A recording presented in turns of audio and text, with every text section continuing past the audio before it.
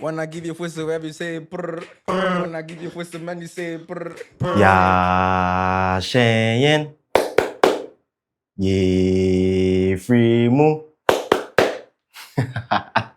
This just be precursor to what you come have today. As you say, boys can't work today. PK really smile. It's like today being payday, but today not being payday. Oh, this is not the end of the month, bro. This silence was brought to you by Inter Milan, and thank God for saving football. But we'll just go straight into the game. I know they can't rant today. It'll be quite simple, quite short. We did everything yesterday during the live. So Inter Milan won 4-3. And boy, oh boy, what a game. 7-6 on aggregate. And Charlie, both teams really try. The first half was won by Inter Milan, then win them 2-0. Very nice game. Barca come in second half at the Kai Techiwa.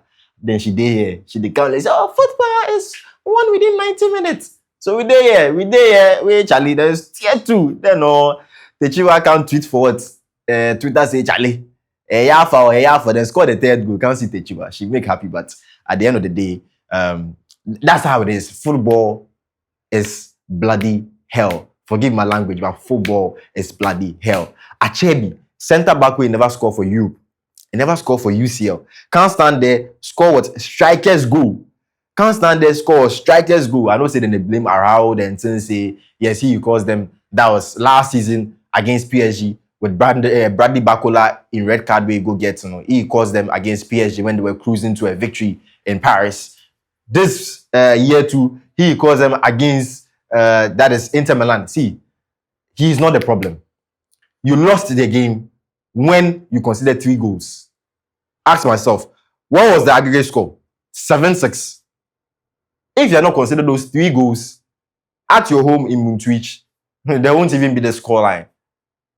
You considered 2 early goals and Arao wasn't on the pitch. You considered 2 early goals in Munich. Under 20 minutes, he wasn't on the pitch. So don't come and blame Arao. As he say, you wouldn't want to try get yesterday, then you guys they said Gerard Martin blame. But Gerard Martin gave 2 assists. 2 assists. Solid performance yesterday. So you have no one to blame. Look at the very first goal. The ball where Dumfries gets where he pass give Lautaro make his slot in the ball. Who lost the ball? Yesterday, your midfield was 0. The first half, they were off. That was Prrrr, the world's best player, as you proclaim. Because this player, them insults me or when I'm on miss. But me, then since if you insult me, they pay me. I know be them boys we if you insult about me, they pay me. That's touch me one bit. So that insult, the insult, it your body. The young, your cutting they take 400,000 euros a week. The young, they take 400,000 euros a week. Your captain, you go dashboard yesterday. We could not talk. Second half, fine. You came into the game, the midfield tried to play small. It wasn't Arao's fault. It wasn't Gerard Martin's fault. You lost the game during the first 20 minutes. You considered 2 goals from 2 corners. And the third goal was also from a corner. Dumfries. You make Dumfries get 5 goals and assists combined together. The first player to do so since Benzema 2022 semifinals. How a defender they get 5 goals and assists combined together against you? That was 2 goals in the first leg and then 3 assists. 2 assists yesterday and then one assist the other day. How one defender they get 5 goals and assists combined against you for semi-final inside? You go into the game itself. But see, Acerbi. This is why we always talk say football in the spirit. How player never scored for Europe before? He knows even one goal save, he not scored for Europe before. He played Champions League. He played plus Lazio. He played plus Inter for almost 8 seasons. He not scored goal for Europe before. But that was yesterday. At the Kai, then come the second half inside. It was 2-0. Inter was leading 2-0. From nowhere, this guy then put the camera on him. He was praying for 2 minutes non-stop. We didn't know that he was asking God for something of this sort. And that's how football is. He's scoring that goal. Me, personally, 37-year-old. He beat cancer twice. This man has beaten cancer twice by 22 or 23 years. He wasn't even playing in the top tier of Italian football. He was playing in the lower leagues, like the 4th tier. We call League 2 for England, League 2, League 1 for England. 37 years, playing at the highest level, facing players like Lamine Yamal, Rafinha, and also that was Ferran Torres. the speed and everything. Yesterday, I see some ball. I mean, the one nearly killed the old man. But see, Inter put their bodies on the line. They have been so poor in the league for the past 3 or 4 games. Even the Coppa Italia, they lost to AC Milan shockingly 3-0 at their home. And they had not even scored a goal in 270 minutes before the Barca game. But since the Barca game, 3-3 in the league to then go win 1 against Hellas Verona. And then also they won yesterday 4-3. So there's been a resurgence. And they're just behind Napoli, 3 points. But we could just go into the game again. Hansi Flick did everything right in the second half. He don't change anybody. I was like, oh, Hansi Flick, will change. Because I expected that Olmo will be off for Femi to come. But almost got a second goal. And he tweaked some little things by making, that is Garcia. What a performance from him. I know we can't bash Barca players today, but then try. Because Barca players really try. We didn't expect them to be here. But then catch semifinals. The team is saying the trolling there, we go throw them. Down there, we go throw them. But where reverence is due, for carry give them. Garcia, we don't expect to say Charlie because of Koundé and Balde.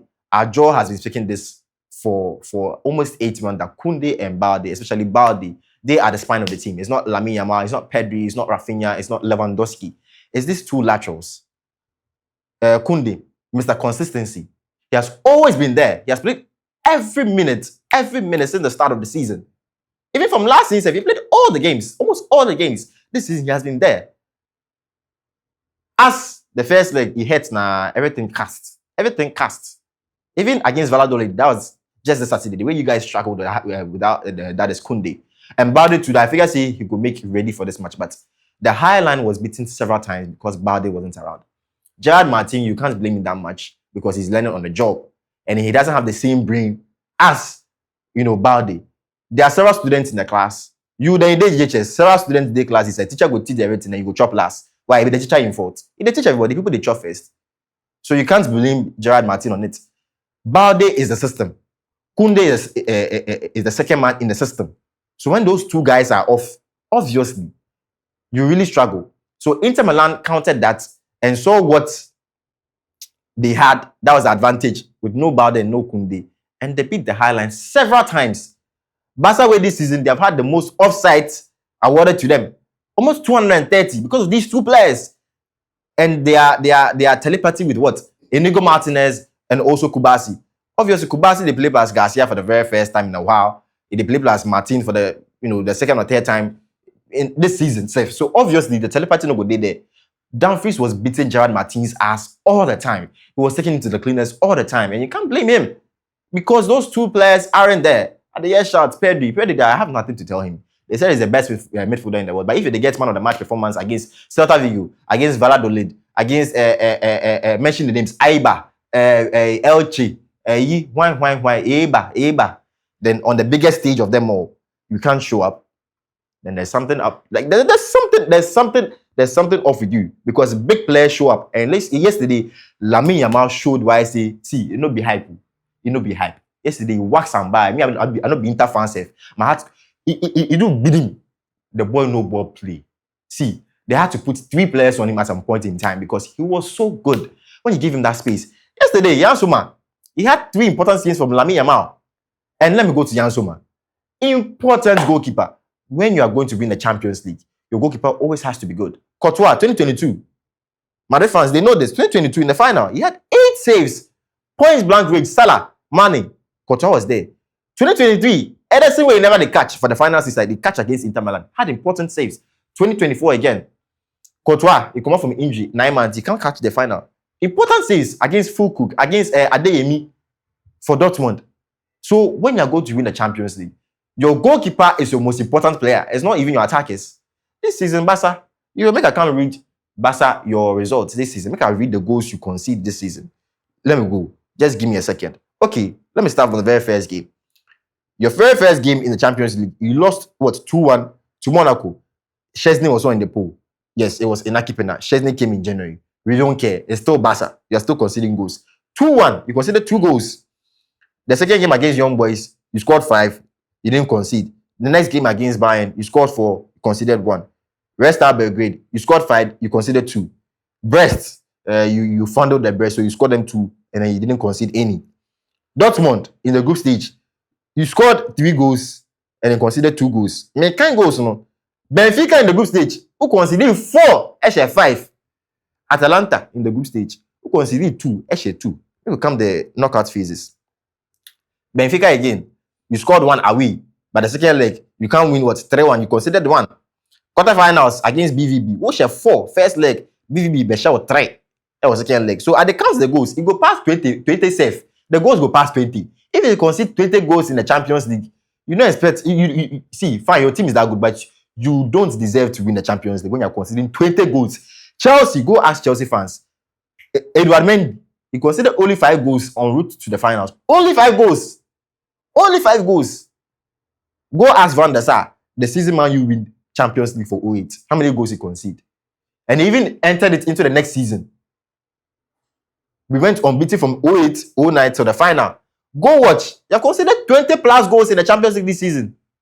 All these goals, 4 goals against, that is Benfica, 3 goals against Dortmund. It goes in the Atlanta 2, where he show, Inter show 3. Semifinals, Inter 3. 3-3. First leg.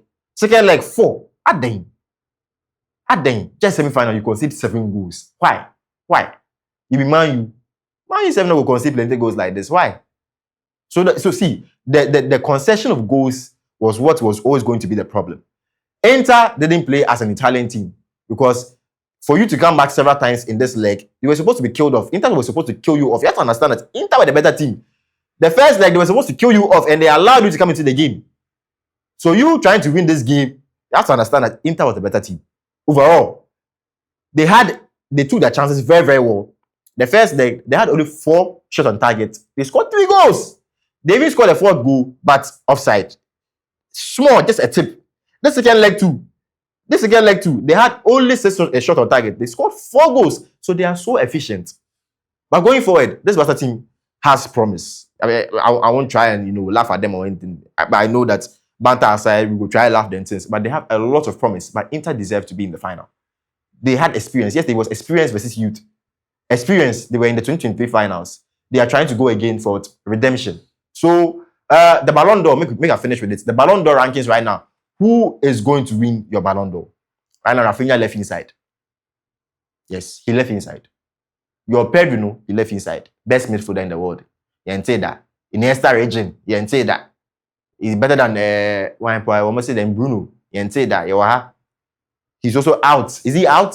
I'm asking you in the comment section. Right now, Lewandowski too is out of the Champions League. Is he out of the Ballon d'Or?